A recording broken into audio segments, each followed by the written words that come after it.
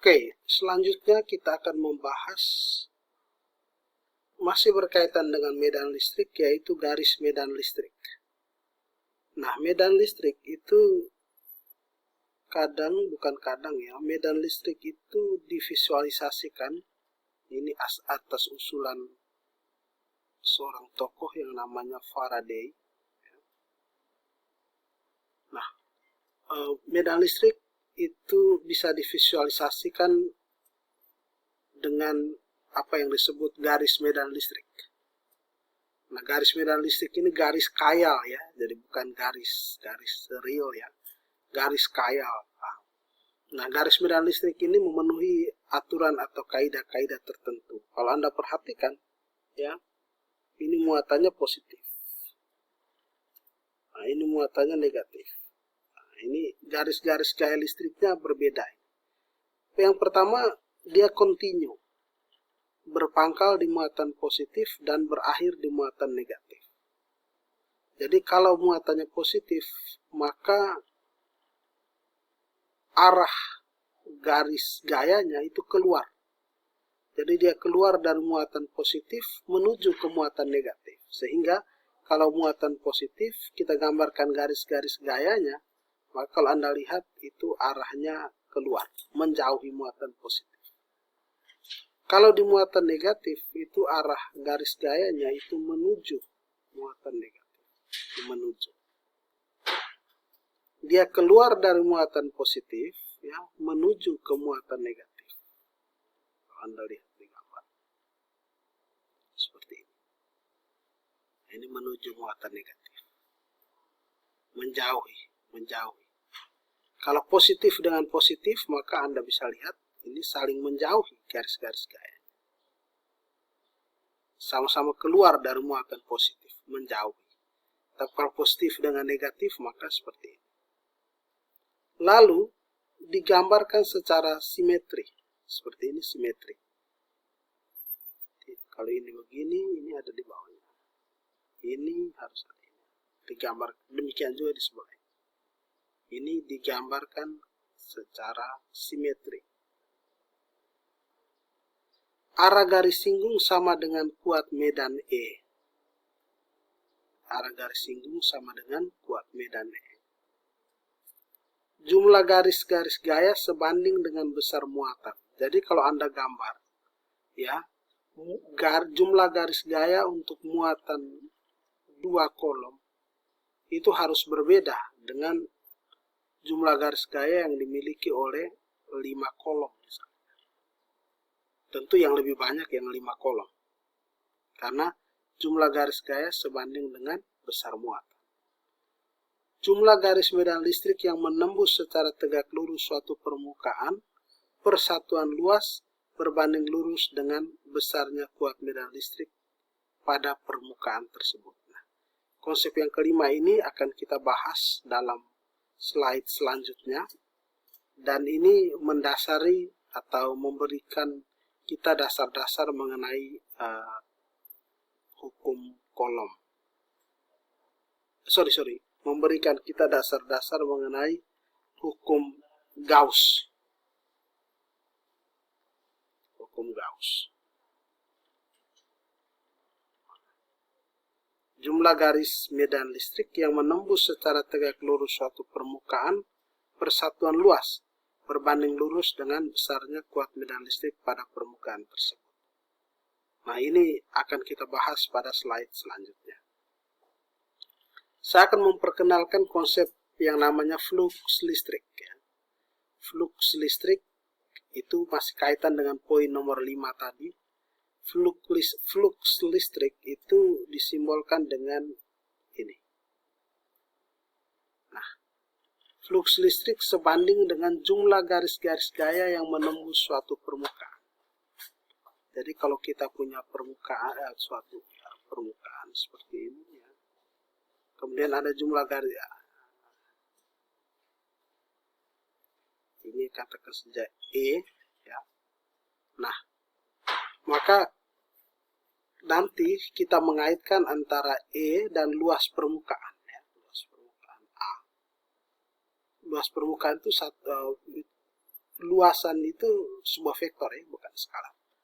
Nah, seperti ini.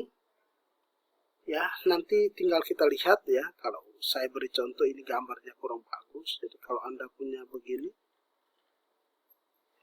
ini luasnya A, maka ini adalah vektor luas permukaan N. Seperti ini.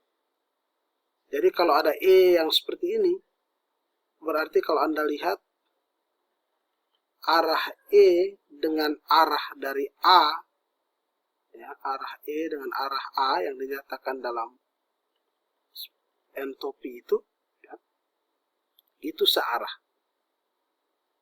Nah, tapi kalau misalnya katakan saja agak sedikit itu ya, oke, ini gambarnya, ya, karena ini di sini kan ini N seperti ini. Kemudian kalau E-nya ke sana, ya, kalau Anda lihat ini E ini tegak lurus dengan N. E ini tidak menembus luasan ini. Kalau Anda lihat secara baik, ya. Nah, ini coba Anda perhatikan dua gambar ini. Itu dua gambar yang berbeda.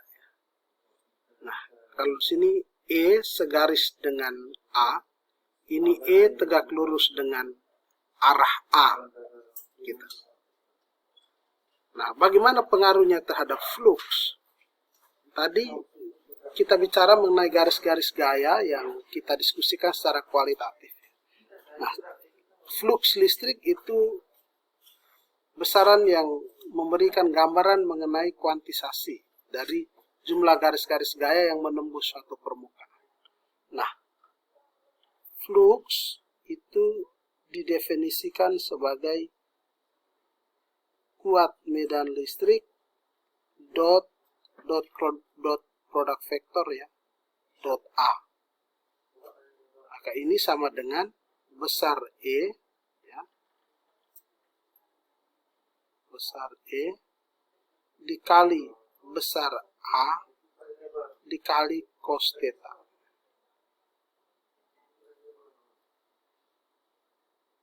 Apa itu theta?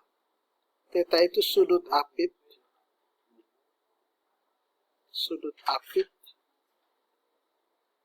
antara E dan A. A yang saya maksudkan di sini antara E dan normal ya, N. Arah A-nya itu vektor satuannya N. Nah, sudut apit terkecil ya.